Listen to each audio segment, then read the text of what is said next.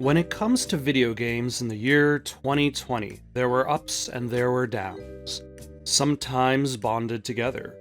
Two new consoles launched, but without the inventory to fill shelves in stores. A new Half-Life game came out, but it's only playable if you have a VR setup. Cyberpunk 2077 was finally released, but unless you have a high-end system with an unavailable graphics card, you're probably better off playing Sneak King.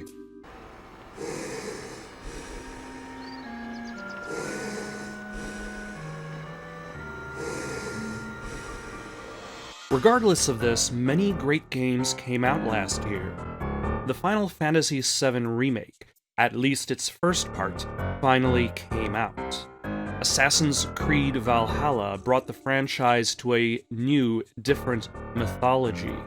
Hades escaped early access. Ori and the Will of the Wisps combined form and function to present a beautiful platformer. Yakuza, Like a Dragon, proved that it didn't need to be exactly like every previous game in its series to attract the same audience. Miles Morales proved once again that good Marvel games can be made.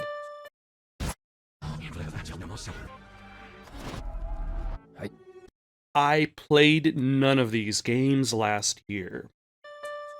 Some of them, like Final Fantasy VII Remake, I just didn't have time for. Some, like Bugsnax, require next-generation hardware that I do not own, and others, such as Miles Morales, Assassin's Creed Valhalla, and Call of Duty Black Ops Cold War, are games I'd rather play on the next-generation hardware rather than current-generation hardware. Over the course of this past year, however, I did play through 34 games. Some of them were released this year, most were not. So this isn't a top 5 list of games that came out in the year 2020. This is a list of my top 5 games that I played in the year 2020. Number 5. Resident Evil 3 Remake. Resident Evil 3 was one of the few Resident Evil titles, or at least from its main series, that I hadn't played through when it was new. I vaguely remember having a copy. It might have been a rental, it might have been a purchase. But for some reason I started the game and then stopped. The first and only time I played through the original game in its entirety was on the PS Vita of all things. At the time I thought it was fine, though by this point, and actually at the point in which I played it, Resident Evil had fallen into a trap of repetition. Nemesis added a bit of spice, but largely act as an interruption to regular gameplay, largely haunting that one hallway in the police station in particular. With the Resident Evil 3 remake, they cut things out. They streamlined other things. Well, what I think they did really successfully is make the Nemesis creature a stronger presence in the game.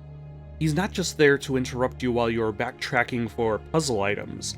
He's the featured. He's the first monster that shows up in the game and the last. Also, halfway through the game, he turns into a Bloodborne boss, and that ain't bad.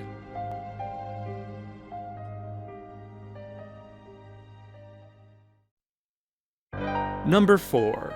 Star Wars Jedi Fallen Order. EA has not been particularly good with the Star Wars license, and now that that license is expiring, everyone is better off. Battlefront 1 released with fewer features than a Battlefield game. Battlefront 2 released with a loot box system that was fundamentally broken. It didn't help that EA had its studios starting and canceling projects, most notably a single-player game from industry veteran Amy Hennig. It seemed as if there wasn't going to be a strong single-player Star Wars game. To that end, Respawn delivered, and what they delivered was a more methodically paced game that resembled what a AAA mainstream Dark Souls game would look like.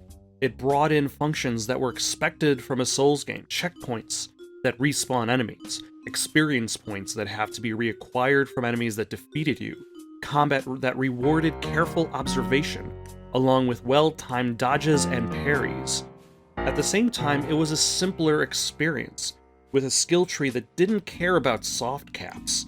Falling into pits didn't kill you, and big cinematic moments lit up the screen. With any luck, bugs won't be a problem for the sequel. Number 3. Last of Us Part 2. Do you have any sympathy for the devil? That's the question that Last of Us 2 asks to extreme detail, while also casting all of its characters in a harsh, gray light. Who are the heroes? Who are the villains? At first it seems clear, but this game presents its villains in such a soft light in comparison to even its predecessors. Gone are the cannibals and rapists of Part 1, replaced entirely with average people trying to stay alive in a world gone mad. Some of them are playing video games. I would still argue that the game suffers from its switch from Ellie to Abby, as the gameplay slows back down to a crawl for a while before it picks up again, and the crafting system could use refinement, not more drawers to open. Regardless, The Last of Us Part 2 is an epic and ambitious tale of revenge, where there are no heroes nor villains, just survivors.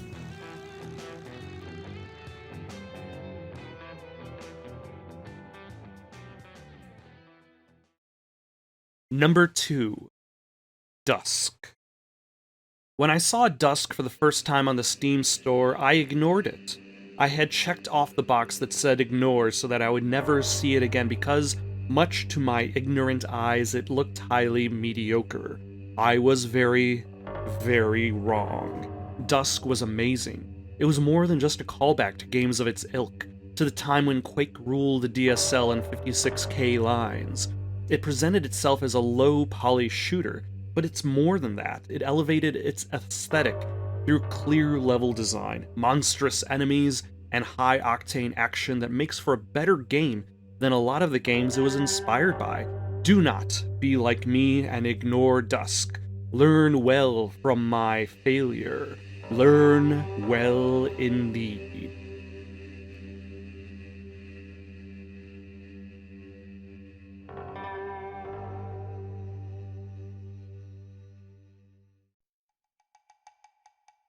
Number 1. Control.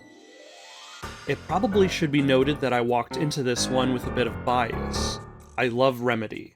I've played Max Payne 1 and 2 more times than I can remember, along with Alan Wake quite a few times.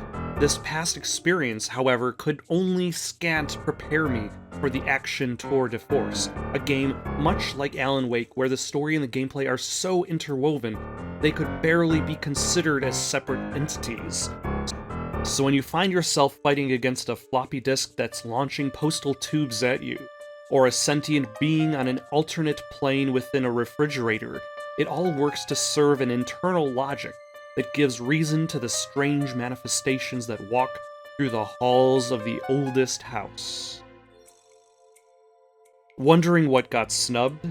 Check out the full list of 34 games down in the description below. What were your favorite games that you played last year? Was there something I left out? Of course there was. I missed a lot of games.